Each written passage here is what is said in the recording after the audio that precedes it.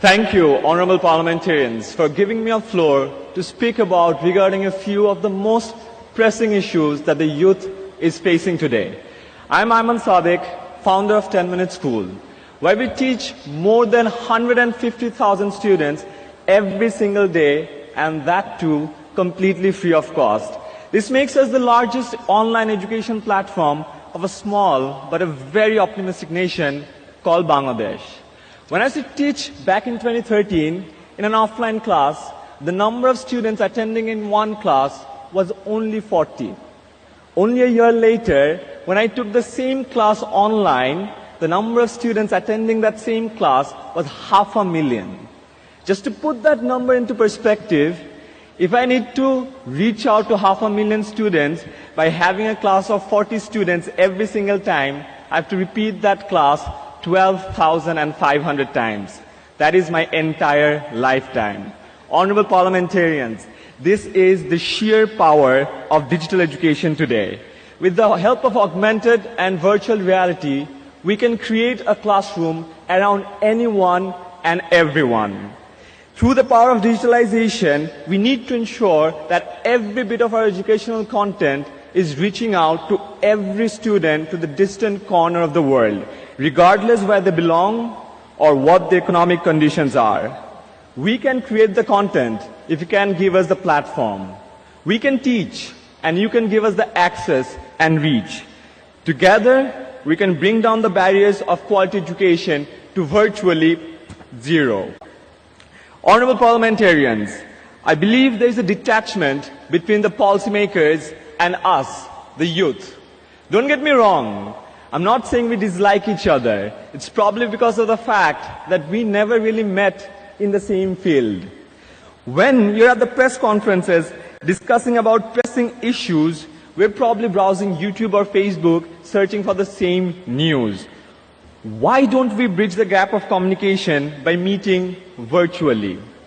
Imagine this, a student sitting in a traffic, but he, instead of being frustrated about it and posting a Facebook status, is maybe discussing how to solve this problem with an honorable parliamentarian through a Facebook live show, where both the parties are engaging simultaneously.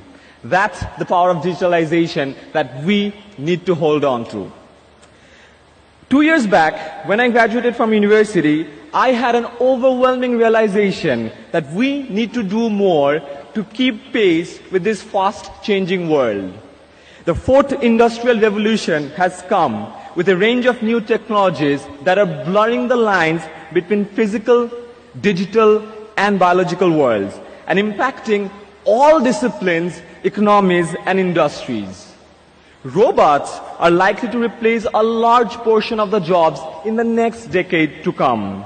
While older jobs are being scrapped, newer ones are coming up every day, which we hardly even know of. Dear parliamentarians, we request you to create a curriculum that can keep up with the rapidly changing industry, a system where you would learn by doing rather than just reading. Because in this world, we need more doers. Our education system should shift from literacy and memory-based system to a more skill-based curriculum. We should teach our students about emotional, digital, and financial intelligence. There is no point of teaching students the fact-based content, most of which is already available on Google. We need to reduce this mismatch between the industry need and the academia's supply. I beg you to create a system where the students can get the equal opportunity. Once the students enter the job market, this redundancy in education sometimes fails to connect them with proper jobs. If you imagine, out of the 2.4 billion people in the commonwealth countries, 60% of them are under the age of 30. Can you imagine the sheer magnitude of that number? We are the change agents, and all we need is the right opportunity. We can be the first generation to end extreme poverty. We can be the most determined generation to end injustice and inequality, and the last generation to be threatened by problems like refugee crisis or climate change. For that, we need to break the barriers and build more bridges, spread happiness, and most of all, we need to make sure that no one, and I repeat, no one is left behind. Thank you so much.